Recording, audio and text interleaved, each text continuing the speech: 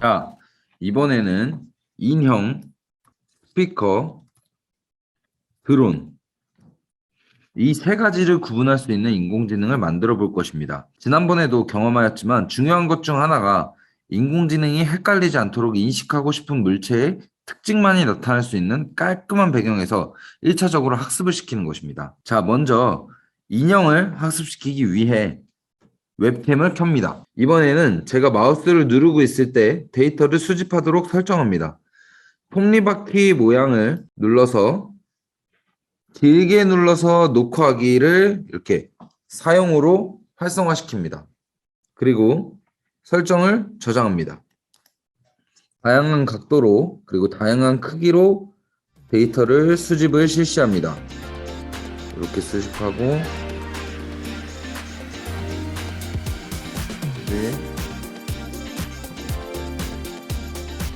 반복을 해줍니다.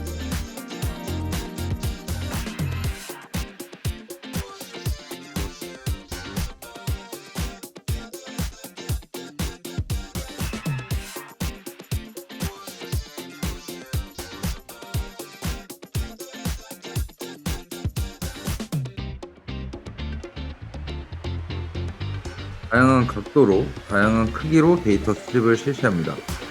다음으로 스피커도 마찬가지로 데이터 수집을 해줍니다.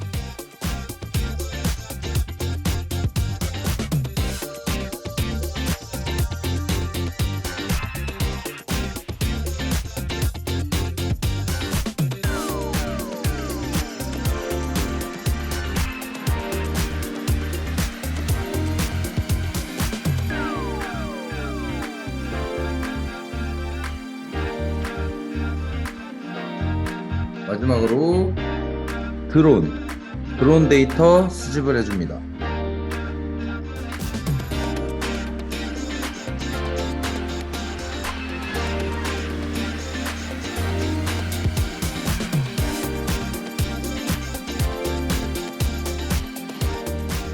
자, 이제 데이터 수집을 마치고 나면 이제 학습을 시킬 건데요.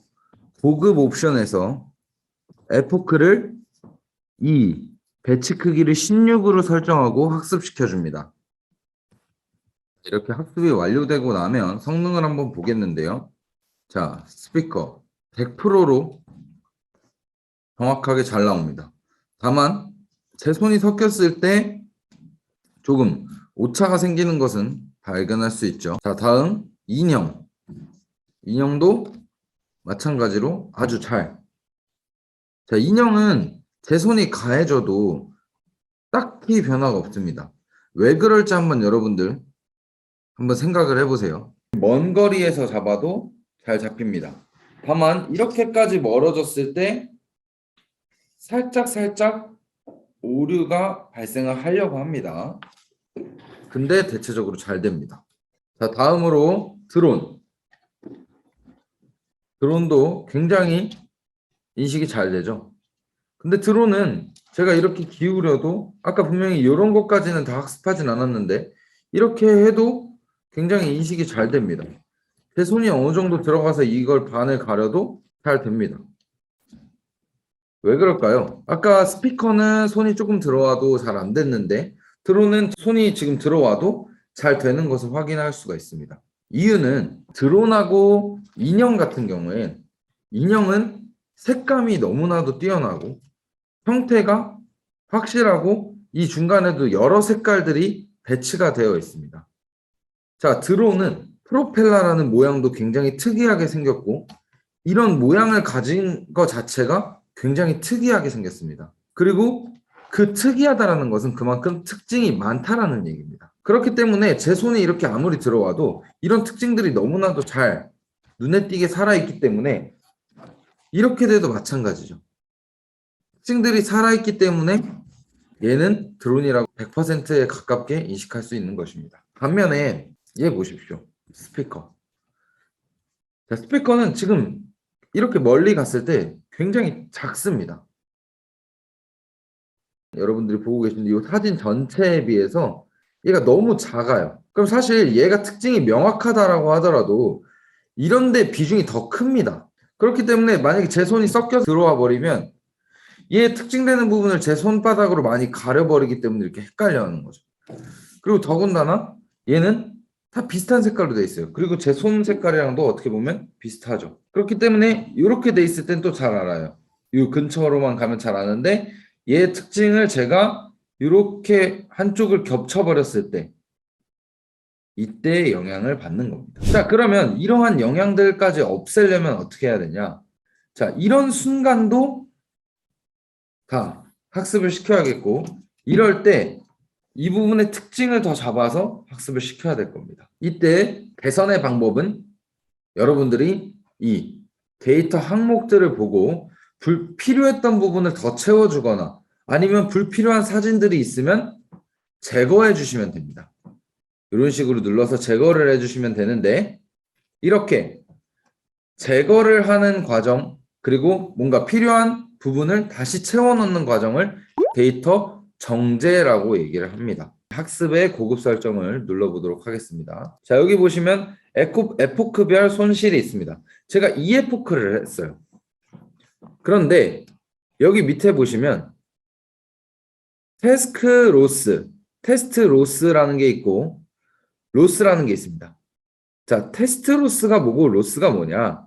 이 위에 용어를 보시게 되면 학습 샘플 그리고 테스트 샘플을 뽑는데, 자, 이게 이제 영어로는 트레이닝 셋이고 테스트 셋입니다. 자, 여러분 지난 시간에 배웠던 내용을 곰곰이 생각을 해보면 어쨌든 트레이닝 셋으로 학습을 시키고 그 다음에 라벨이 붙지 않은 걸 가지고 테스트를 한다고 했습니다. 그래서 여러분들이 여기 모아놓은 267개, 뭐 333개, 232개 여기에 각각 얘의 85%는 트레이닝 셋, 얘의 85% 트레이닝 셋, 얘의 85% 트레이닝 셋, 그리고 각각의 15%는 전부 테스트 샘플이라고 하는 겁니다.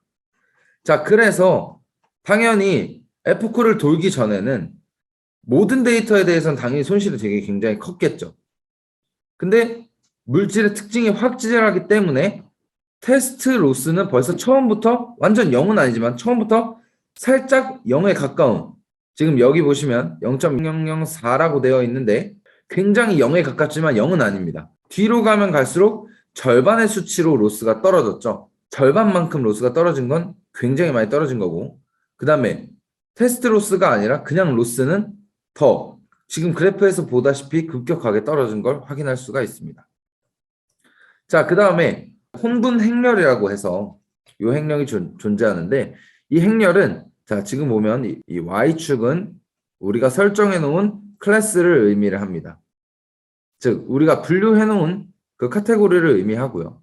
여기는 prediction이라 그래서 얘가 예측해서 분류할 수 있는 항목을 얘기를 합니다. 자, 그래서 여기서 보면 여기 써 있는 것들은 테스트 셋에 대한 자료들입니다. 근데 자, 지금 보세요. 인형에 있는 테스트 셋이 프리딕션 값도 인형을 잘 만족을 했고, 스피커에 있던 것이 스피커에 분류되어 있던 테스트 데이터가 프리딕션한 스피커 데이터랑도 맞아 떨어졌고, 즉 이렇게 대각에 있는 수치들의 테스트 데이터 셋이 전부 다 왔다라는 건 굉장히 학습이 잘 됐다라는 것입니다. 여기에 숫자가 뭐 1 이상이 있거나 0 이상의 숫자들이 여기에 생겨버리면, 만약에 예를 들면 이 부분이라고 해봅시다. 그러면 분명히 인형 클래스에 존재하는 테스트 셋인데 걔가 드론으로 배적이 된 겁니다. 드론으로 컴퓨터가 인식을 해버렸다는 뜻입니다. 그렇기 때문에 지금 이런 상태로 대각에만 테스트 데이터 셋들이 있어야 굉장히 학습이 잘 된 거라고 보실 수 있겠습니다. 자, 이번에는 인형의 귀가 어느 쪽으로 올라갔는지를 판단할 수 있는 인공지능을 만들기 위해 데이터를 수집하고 에포크를 2, 배치 크기를 128로 학습한 결과 정확도와 손실이 그래프와 같습니다. 굉장히 좋지 않죠? 이번엔 혼돈 행렬을 한번 볼까요? 자, 이 행렬을 보고 해석을 해보면 두 귀 모두 내린 인형은 잘 판단해내지만 오른쪽 귀와 왼쪽 귀는 6개의 데이터가 잘못 판단된 것을 확인할 수 있고, 그것이 즉 이 로스와 손실과 직결된다고 이해할 수 있습니다. 따라서 성능 향상을 위해 지금까지의 정보들을 취합하여 정리해보면 1. 데이터 수집량 늘리기. 2. 데이터 정제하기. 3. 에포크 배치 사이즈 적절히 조절하기. 그리고 이에 대한 성능을 평가할 수 있는 방법으로는 정확도 함수 그래프, 손실 함수 그래프, 혼돈 행렬 이렇게 세 가지로 성능을 평가 및 비교를 할 수 있습니다. 자, 이렇게 성능 평가 및 비교를 진행하여 성능이 좋은 모델을 완성해 놓으면 미리 보기에서는 가지고 있는 웹캠을 통해서 추론을 확인하였지만 이 모델 내보내기 버튼을 눌러서 만들어진 모델을 바탕으로 다른 컴퓨터, 다른 로봇 등에서 별다른 학습 없이 추론을 진행할 수 있습니다. TensorFlow JS, TensorFlow, TensorFlow Lite가 있고 TensorFlow JS에서 결국엔 자바스크립트를 이용을 하는 건데 업로드, 즉 공유 가능한 링크를 누르고 여기에 업데이트를 눌러주시게 되면 이렇게 링크가 하나가 싹 생성이 될 겁니다. 자, 그 다음에 여러분들이 뭐 곳곳에 가져다 쓸 수 있다고 했었죠. 곳곳에 가져다 쓸 수 있게끔 해주는 여러 가지 코드들이 나타납니다. 이것도 마찬가지고 이것도 마찬가지입니다. 각각 텐서플로우는 뭐 케라스와 세이브 모델을 할 수가 있고 라이트로는 뭐 이런 것들로 모델 변환을 할 수가 있습니다. 이 링크가 있죠. 복사해서 붙여넣기를 하면 어떤 컴퓨터에서 열어도 여러분들이 이미 만들어 놓은 모델을 직접 사용하여 추론을 할 수가 있습니다. 티처블 머신을 통해서 쭉 실습을 진행해 보았는데요. 어때요? 재밌으셨나요? 인공지능은 정말 데이터와 학습량에 영향을 많이 받는다는 것이 느낌이 오시나요? 자, 이번에도 앞선 내용들을 잘 기억하면서 모두 미션 클리어 하시기 바랍니다.